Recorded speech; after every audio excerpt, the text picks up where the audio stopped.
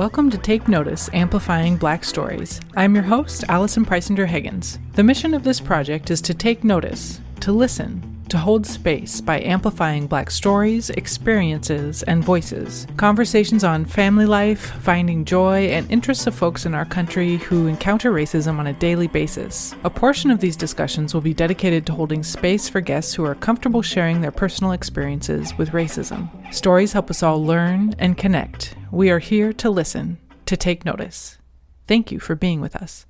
Let's take a moment to recognize, to take notice of the voices that are so often unheard. Land acknowledgement statements are an important part of honoring those whose land we now live and work on. I have chosen to begin each episode this way to spark ideas and keep these conversations in the front of our minds so that we may learn how to do better. I would like to acknowledge the land on which this episode was created. I would like to show gratitude to the traditional ancestral land of the Shoalwater Bay and Chinook tribes. Recognizing that these names are not the original names of the people of these areas, as I continue to learn how to better acknowledge Native people of these lands, I will adjust the wording of the beginning of each episode. I encourage listeners to research the land on which you live and are listening right now, recognizing this is just the beginning.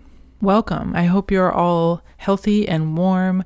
Right now we are experiencing some pretty cold weather here in the Pacific Northwest with a little over a month left of winter. Thank you all for listening, for providing your feedback for this project, and for engaging in these stories. It means a lot. We have some wonderful interviews lined up to share with you all over the next couple of months, and I look forward to connecting with even more guests.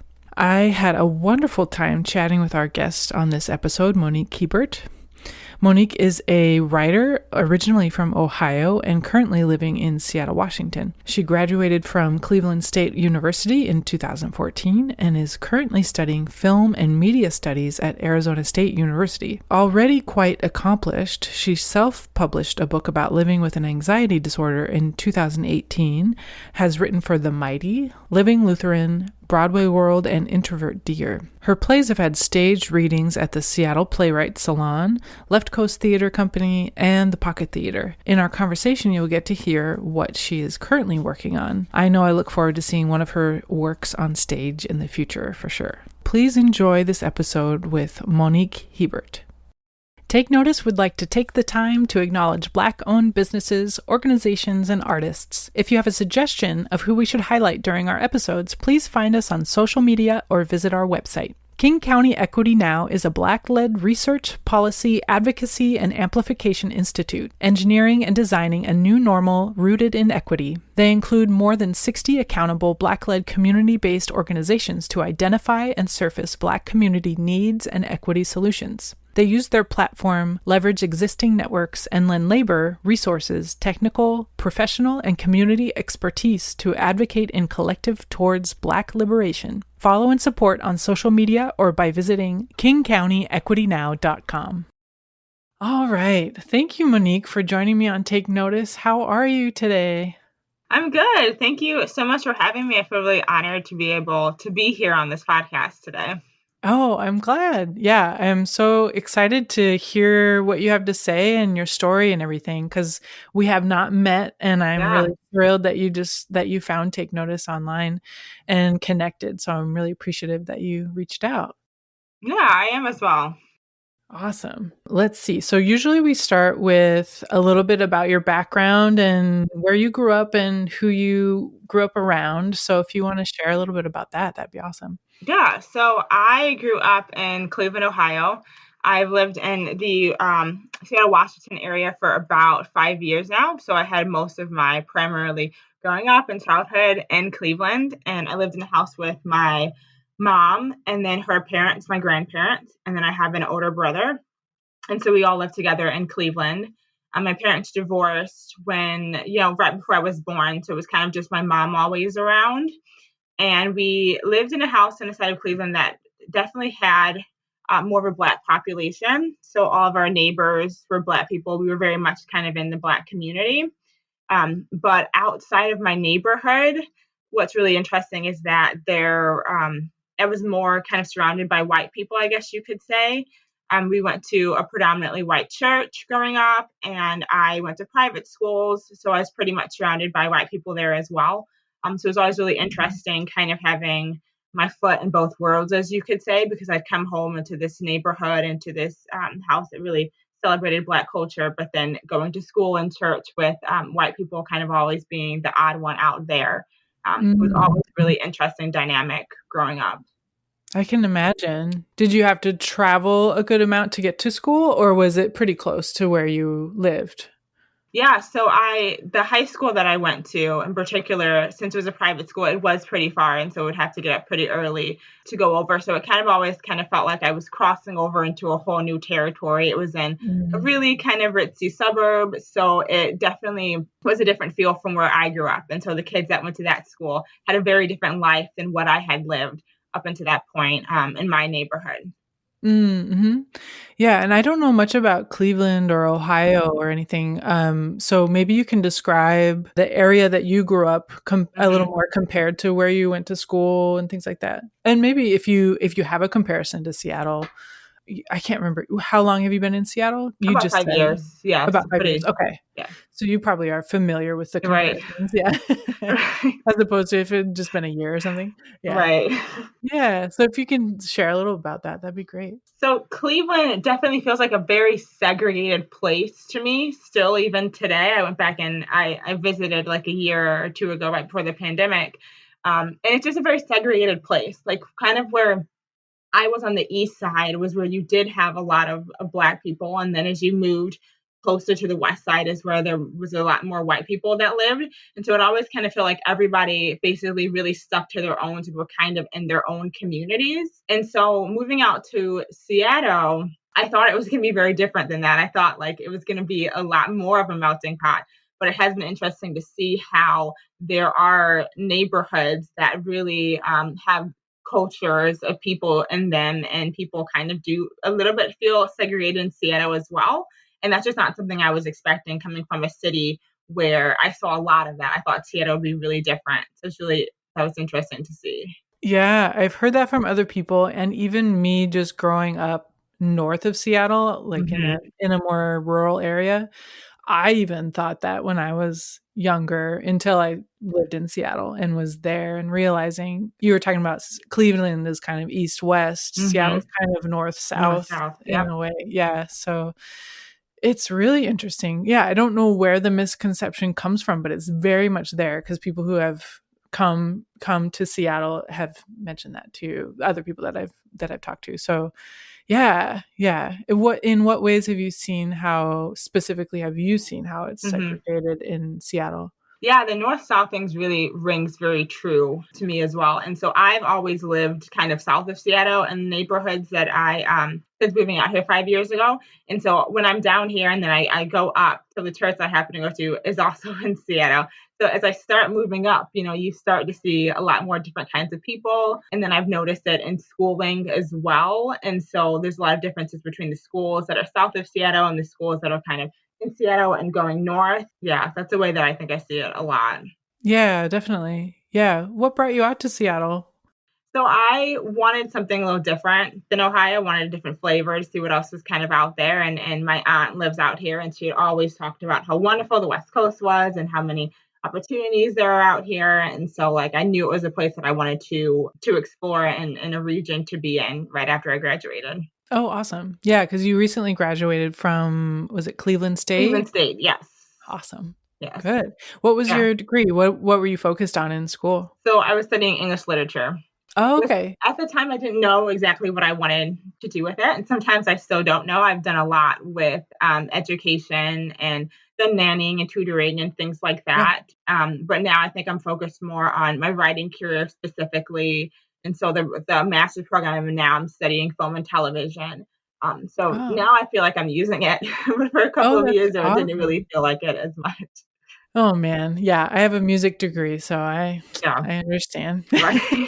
Sometimes I'm like, but I wouldn't change it for anything. I Right. definitely use it in ways that I wouldn't have expected. So that's awesome. Yeah, it seems like been using your writing career or writing degree because an English Hmm. degree because I saw on your bio that you have plays that have been performed in Hmm. multiple theaters in the area, and that's really exciting. That's awesome. Yeah. Maybe you can share, maybe I'm jumping ahead a little bit, but maybe you can share a little bit about those plays and how that all came about. Yeah, so I have always been interested in writing. Obviously, being an English major, it was something that I did as a child, kind of as a way to escape. I never really thought that I could make a career as a writer until I moved out to Seattle.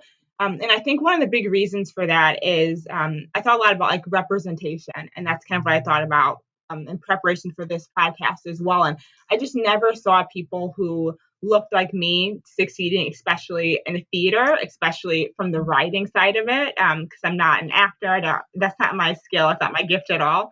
And so I just kind of never saw that. And so I never got the feeling that that could be me, that I could write plays and musicals and those kind of things.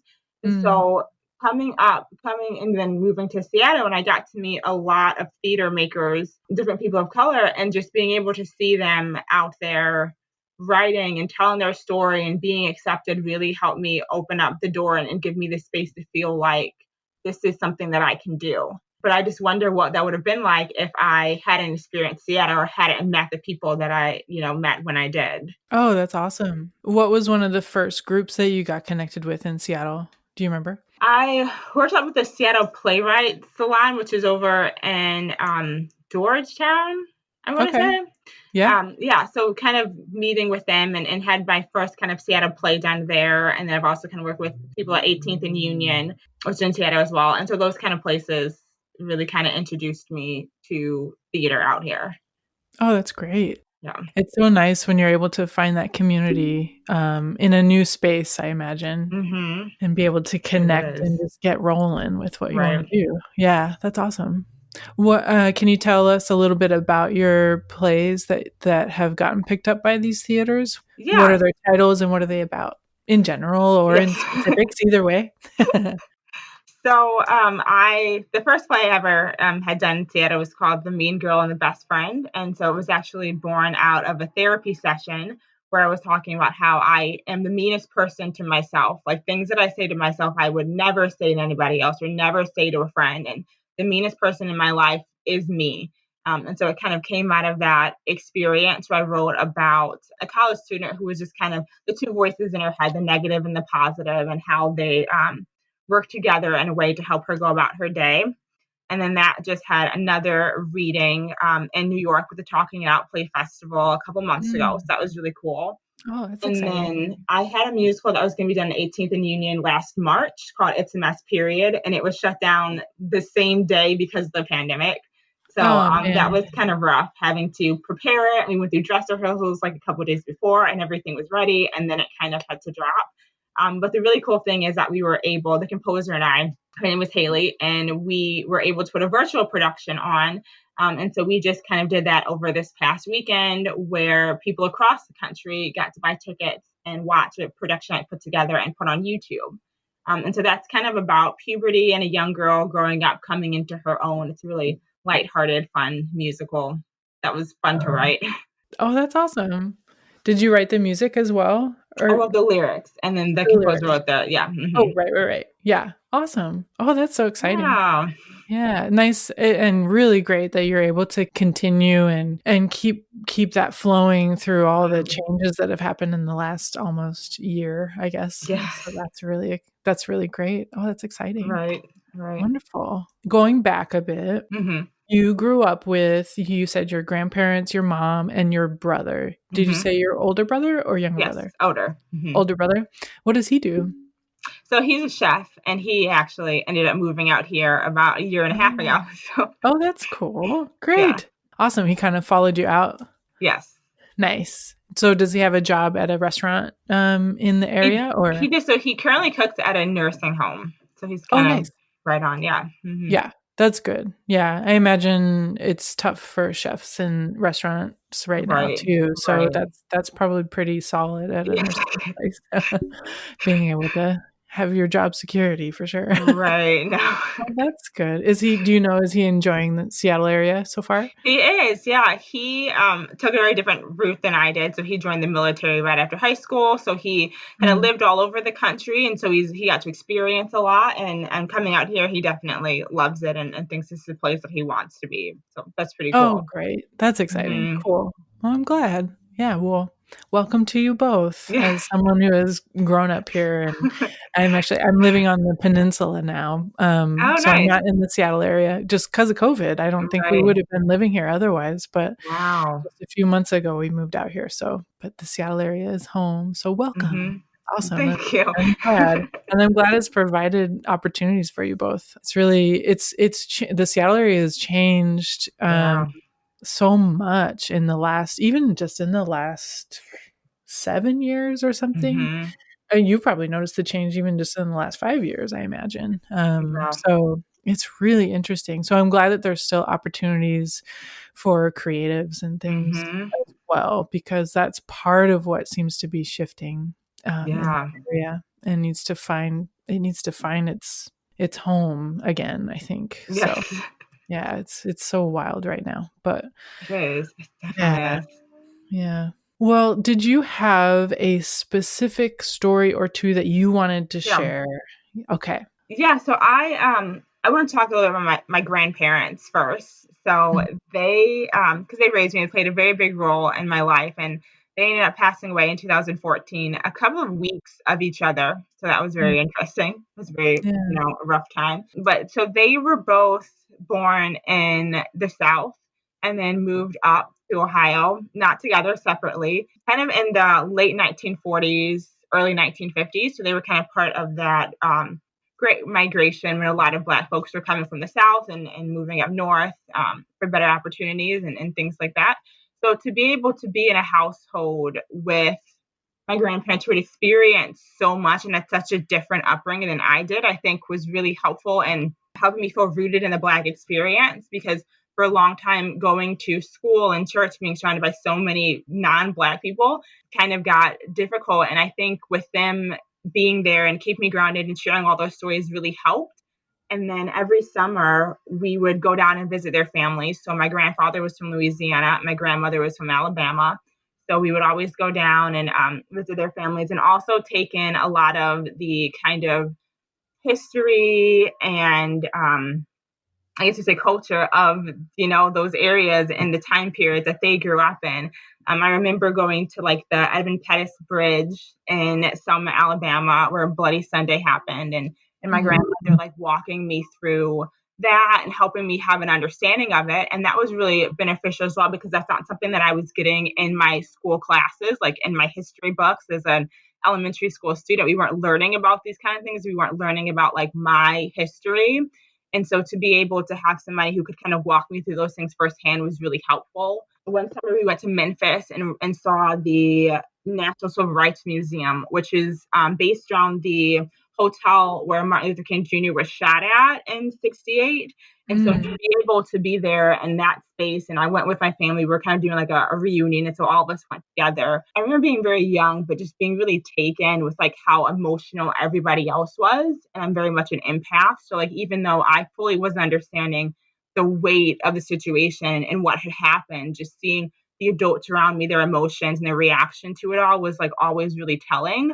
So I'm just really thankful that I had people in my life, my grandparents specifically, that really helped me learn about Black history, because it wasn't something that I was getting in school. Right. Yeah. Oh, I imagine that's so powerful and important. What did they do? And also, when did they end up moving? How do you know how old they were when they moved north? Pretty young. So I would Mhm. say like 20s, like maybe mid Okay. late 20s, somewhere around there, because they moved and then met each other in Ohio, got married, and then had kids.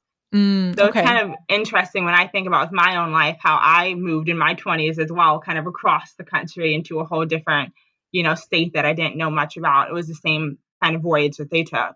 Oh, yeah, that's true. An interesting parallel Hmm. between the two. Yeah, and different times and everything. Hmm.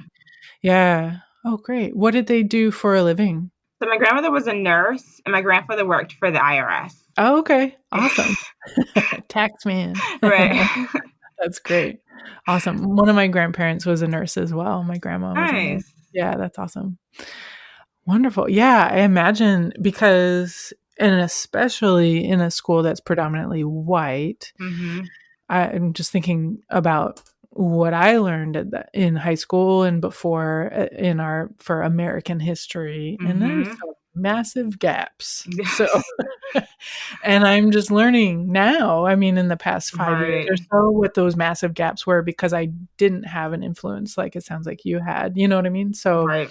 and it's so important and impactful and It in really is. I imagine in a completely different way for you than for Mm-hmm. me, you know. Yes. So I think it kind of really helped me understand who I am because I think I'm somebody that struggled with identity for a lot of my life. So like I said, I grew up in these kind of white schools and these white circles. And then I ended up transferring schools my last 2 years of high school and went to an inner city school in Cleveland. So it was the first time that I was surrounded by Black peers, kids that were my own age. That was also a difficult transition as well because I felt like I didn't fit in with them either. And so being with having to go from these white schools where I was almost too Black and then go to this Black school and kind of being too white, it definitely made me mhm, question a lot of things about myself, like who I am, what kind of person I want to be, what kind of life I want to lead. And knowing that I had my grandparents at home through all those times, I think, like I said, really grounded me and helped me be able to understand that I'm a Black person and this is my version of Black. And even if it doesn't fit into necessarily what the kids at school think it is, this is who I am and this is my history and I'm proud of it. So I cannot say enough good things about how thankful I am for them. that's wonderful. Oh, good. And you were still living in Cleveland and in Mhm. Ohio when they passed, right? So were you around when that happened? Yeah, so I Yeah. was in the same house with them, still living. I was Mhm. still going through my last year of college when my grandmother got cancer, and so she died first, and then my grandfather got sick out of nowhere. He was fine before that. I guess Mm, when people die very close together, they say it's kind of like a love sickness, like they just can't be without that other person. mhm, And so then he ended up dying a couple of weeks later. He had a stroke. mm. Oh, wow. Yeah, that's hard. Hmm. I can only imagine. Yeah. But nice also that you were able to Yeah, you weren't in Seattle yet, yeah, and then you were able to, yeah. Because yeah, I can imagine if you had been further away, if I had been further away from when my grandparents passed, that would be hard. So, right. Hmm. yeah. Oh, that's wonderful how important they were and the impact that they had and that you got to live with them Hmm. that whole time. That's a unique experience, I imagine. So, Yeah. yeah. Did you have any other specific stories that you were hoping to share today before I ask other questions? Yeah, I was going to talk a little bit Mhm. about what I've done out here in Yeah, Seattle besides playwriting. I'm a really big mental health advocate. I'm somebody who has great. definitely struggled a lot with mental health in the past and continuing today. And so I'm always like advocating therapy and things like that. And one of the cool things one of the groups I got to be a part of was the National Alliance on Mental Illness in the Seattle chapter. And there Mm, was a program that they do called Ending the Silence, which is where they go around to different middle schools, high schools, churches, youth groups, colleges, basically all the kinds of groups that there are, and give them information and gives a presentation about mental health. And so there's a PowerPoint where they get to talk about all the things around stigma and mental health and give the kids resources. And then somebody usually shares their story about living with a mental health condition. And so I used to do a lot of that when I first moved out here and got to go to a lot of different schools. mm, And I was just wanting to talk about my experience going to schools where they had predominantly kids of color and being able to provide that representation for them as standing here as a Black woman saying that I've struggled with anxiety, depression is so powerful to them when they've never seen anybody look like them ever speak on those kind of words. And I know for myself growing up, mental health was not really talked about. We talked about a lot of things in my family, but that definitely was not one of them. And being from the church as well, that was not something that we were gonna, spend a lot of time discussing either. And so to be able to go to those groups, specifically students of color, specifically Black students, and tell them, here I am and here's my experience and how this needs to kind of open the door to us having more conversations on that has really been able to help me just in my life in general. You have written a book on on anxiety disorders, is that Yeah. right? Yes. Yeah. Mm-hmm. Yeah, I'd love to hear more about that as well, and the work that you Yes. do. Do you still do that work with that group, or was that just something that kind of started you in on this when you Yeah, moved to Seattle? I still work with NAMI occasionally, not as much as I used to anymore. Mhm. But the book I wrote is called Anxiety, Why Do You Have a Hold on Me? Mhm. And it's a series of poems that I wrote about living with an anxiety disorder. I was diagnosed in college and didn't really know much about anxiety, had a very limited background on mental health. And so I wanted to write it to share my experience as a young woman dealing with this, to encourage other people, and also maybe to educate people more about different mental health concerns and things like that should really be taken seriously. And I've been really lucky that I have been really supported in that, and NAMI was really supportive. And through NAMI, I got connected with the Z. Larson Ray of Light Foundation, which was founded by a woman in Seattle who lost her son. And their goal is specifically to talk to Black people about mental health and suicide awareness and prevention. And they Mhm. had their gala 2 years ago at the Northwest African American Museum. And I got to be one of the speakers there to kind of present my story and what I went through and talk about my book as well. And I just remember giving the speech. I was really, really nervous before, because it was the first time that I was giving a speech in front of just predominantly people of color. And so I Mhm. wasn't sure how I was going to fully be accepted, but just the love and the warmth that I felt from everybody was so overwhelming. And the Mhm. amount of conversations I had after the speeches were over with people who came up and shared their own stories of mental health, or their kids or their daughter, their sister, whatever. And just the level that they could relate to it, and love that they could relate to it also, like being Black people and saying this is not something that we had talked about before. And just being able to talk about it feels so freeing. It feels like a weight is lifted off of our shoulders. And I was just overwhelmed with the response that night. Yeah, I imagine that would be kind of scary to walk into, Mm-hmm. and then to have such an overwhelming positive response. That's beautiful. That's really great. Oh, and such important work too, because just in our culture in general, I think it hasn't been that far back that people just didn't talk about going and getting help. It was always a stigma or a taboo to like go to a therapist or go to a counselor or something. It was just shown in this particular light.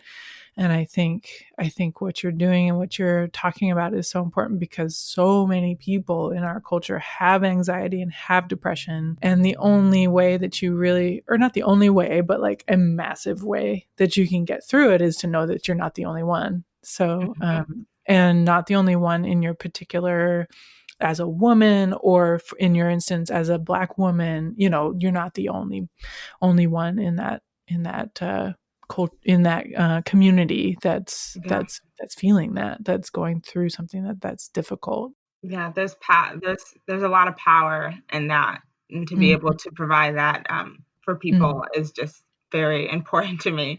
And I Yeah. feel very grateful that I've been able to do that and be able to have those instances where I can talk about my story, because I think a lot about when I was really struggling in undergrad. I would have never thought that one day I would be sharing this story in front of crowds of people, and being able to help them. And like I said, specifically people of color, I just did not ever see that as a reality that I could do. And so to be able to do it here today, just like it's mind blowing sometimes when I stop and think about it. I bet. Yeah, that's so wonderful. Yeah, I can't imagine in undergrad. I think that's when I first learned personally about the word anxiety. I Mm-hmm. mean, I'd heard it before, but to relate it to myself, I had not Right. considered it until undergrad, until you're in college and there's all that pressure and stuff. So, I don't know if that's how it was for you as well, but that was definitely. And then to like in those moments where you're so anxious and like ruminating Yeah. in those years, you're like, nobody needs to know this. Right. You're like, I'm never going to share this. but Right. but so such strength that you were able to get past that to be able to share that. That's really Hmm. wonderful. Yeah, I definitely felt the same. It all kind of came to a head in college, and I think I always had anxious tendencies and always kind of struggled with anxiety 'cause I can pinpoint times in high school and maybe in middle school when I was slightly feeling it. But I think if I had kind of had the tools to realize that there was something going on and had been able to reach out to an adult or organization or, just had all these resources that I like to give people today, I would have ended up, I think, in a lot better situation and been able to have a more successful college years specifically. Like those were really rough. And so it would have been something that I wouldn't have had to suffer with so much. So I think about that a lot. Yeah. Yeah, absolutely. Just having a little more awareness and background and resources for sure. Yeah, I can definitely relate to that and understand that. Yeah, and now you have a book surrounded by that as well, which is such an accomplishment in itself. And it's a book of poetry, is that right? Yeah. Yes. That's awesome. Where is kind of your spotlight shifted to at the moment? More plays and more musicals, or more books, or what are your goals set on right now? Yeah, my spotlight's definitely shifted onto theater right now. I tend to write a lot more plays and musicals. I just always loved theater, and it's such a big passion of mine. So it kind of feels like, my goals now. I'm writing a couple of different musicals, and always have play ideas in my mind somewhere. And so that's kind of where the focus is right now. But it kind of takes me back to that what I said about representation, because I think theater needs a lot more representation. For Black people as well, because like I said in the beginning, that's something growing up that I really didn't see. And I actually was thinking back on a story with my grandmother about that. And so there was a musical growing up called Joseph and the Amazing Technicolor Dreamcoat, which was an Andrew Lloyd Webber show. And as a kid, I used to watch the VHS tape, and it had like Donny Osmond in it and an all white cast. And it was great. It was like the best thing ever for me. And my grandmother, there was a theater in Cleveland called the Karamu Theater, and it was specifically a Black owned theater company. And so they were doing Joseph and Technicolor Dreamcoat as one of their productions. So my grandmother said, "You love this, let's go see it." And so to be able to see the cast that was all Black, so to be able to see a Joseph that looked like me, just like, I don't know, it just broke me open. It really did something inside of me that really helped me see that theater needs to be something that is diverse, so that other kids can kind of have that experience where I'm just seeing this cast that looks like me up there singing and bringing such a joy to something that I had only kind of known as a white thing, I guess you could say. So I think a big goal of mine now is to be able to provide that representation for future theater makers and theater lovers just in general. Yeah, absolutely. I can only imagine how powerful that would be, especially as a kid, after seeing such a lack of representation. And then, so that's an awesome goal. I'd love to hear more about what's going on and where that takes you in the future as well. Yeah, that's awesome. What kind of opportunities are you working on at the moment, or do you have little fires happening everywhere? Yeah, so the latest musical I'm working on is based off of a book I read called How Does It Feel to Be a Problem Being Young and Arab in America? And so there's a specific story in there about a young girl who's a Muslim girl in Brooklyn, New York, who is running to be student council president. Is told that she can't because of her religion and some of her religious beliefs, but doesn't allow her to go to a school dance. And so she kind of fights the system and ends up being able to be president. And so I've adapted it and taking it and writing a musical with a composer. And so we just kind of started fleshing that story out.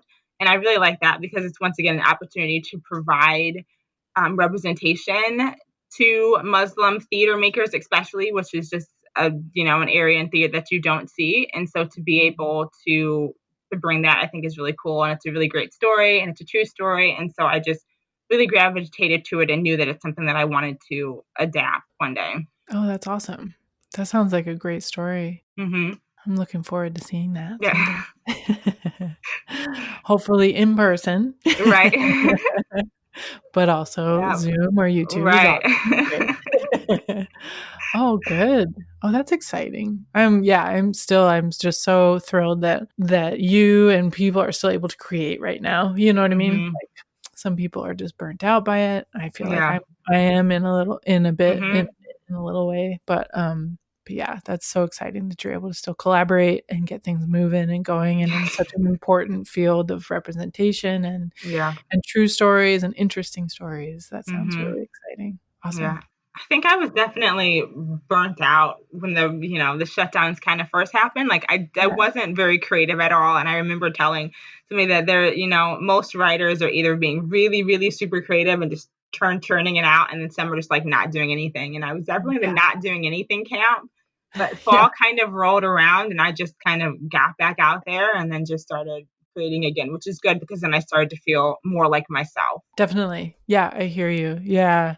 I think more recently, because at the beginning of it too, I was like, I Hmm. think I'm burnt out anyway, Right. and not really conscious of it, but like, it's fine. I just need a break anyway. And then more recently, I'm like, all right, where's the live music? Right. Where's when can I play with people again? Right. When Right. can I go to shows, go to plays, go to things? Yeah. Right. So Yeah. that's definitely passed for me as well. So, but that's good. Yeah, and getting back to creating as well. So that's exciting. Good. Well, I have two questions that I ask all of my Yes. guests. So we'll get to those. So what brings joy or fun into your life? So I would say, the joy is it's writing. Like there is, creating. There's nothing kind of that makes me feel more alive or more thankful to be alive than writing. It's something that I've always kind of treasured as my thing, and it's very therapeutic for me. So anytime I'm really struggling, it's something that I turn to, and I love being able to tell a story and have it affect people and have it spark conversations, because those are things that I love when I go see, shows, films, movies, TV shows, whatever. I like being able to have that kind of conversation. And so it brings me so much joy knowing that I can kind of create those stories, or hoping that I can send those out into the universe and then sees what happens from there. Mm-hmm. Yeah. Did you write since you were a little kid, or? I did. Yes. Yeah. I always kind of came up with, stories and ideas, or little songs or things like that. Mhm. It was just Yeah. always just my hobby. And to a degree, it still is a hobby because there's things that I write that I feel like are just for me that nobody sees. And there's things that I write to try to, send out there and see what I can make of them. And I think that's what I like about it, that I can keep some things for me and some things I can send out there. Yeah, definitely. Yeah, you don't have to share it all. Right. Yeah, that's awesome. Oh, good. Yeah, I've written since I was really little as well. Just like journaling or diaries or things like that. It's always an outlet. Would you call your, and you don't have to answer this, but I'm just curious because I Mhm. think I read in your bio as well something about this, but would you call yourself an introvert? Yes. Yeah. Yes, very much so. I can I relate. I can Yeah, relate. I live in my head. There's, Mhm. sofas and couches, I'm sure, up there where it's just, daily kind of dialogues. Yeah. And Yeah. writing also helps me, I think, navigate the world better, because sometimes it just feels so energy draining. And so if I'm having an experience or something, being able to write it out is a tool that I use to be able to help me make sense of things and process things, and really be able to move forward. And I don't know how successful I would be out in the world if I didn't have that. Mm, absolutely. Yeah. That's great. Really great that you were able to find that too. That thing that you were able to use as an outlet and a Right. processor. All right. So our next question that we ask everybody is, what would make you feel genuinely equal? Yeah, I really love this question. Like, it's such a good question because I think it's something that is really important to reflect on, and makes people kind of stop and think about it. Because I had to take a bit and stop and think about my answer. Hmm. And it came down to, so my brother, my older brother, has a son who is 11, and he has a baby on the way. He has a little girl that's due in March. So, right Mm, around the corner. So he'll have two kids of color that are going to be out into the world.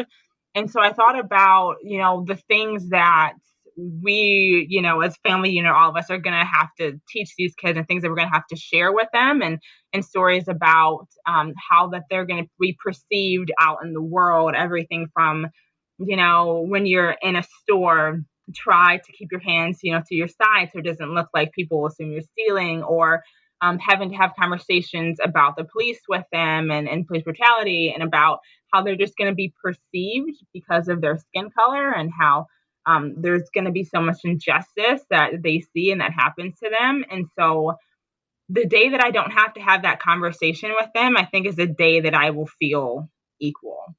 Yeah. And so that kind of really struck me, and that, kind of made me sad that we are here in 2021, having to have those kind of conversations. But when I also think back of the conversations my grandparents had with me and how their lives were so different than I know my niece and nephew lives are going to be, at least I'm hoping will be, there is a bit of hope in that, but it's still hard because that's, I know that's conversations that we're going to have with them.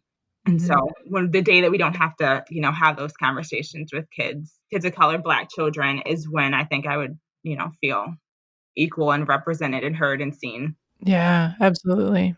Thank you for that answer. Yeah. All right. Is there anybody or any business or your own work or that we haven't mentioned, or anything that you would like to promote or highlight or share? Mentioning some of the ones that I already had, like the National Alliance on Mental Illness, the Seattle chapter, they're a great resource for people to use. They have the Ending Silence program. They have support groups. They have a number that you can call in, like a hotline number. And they're starting to open up and have more things specifically for people of color to try to start build those communities up.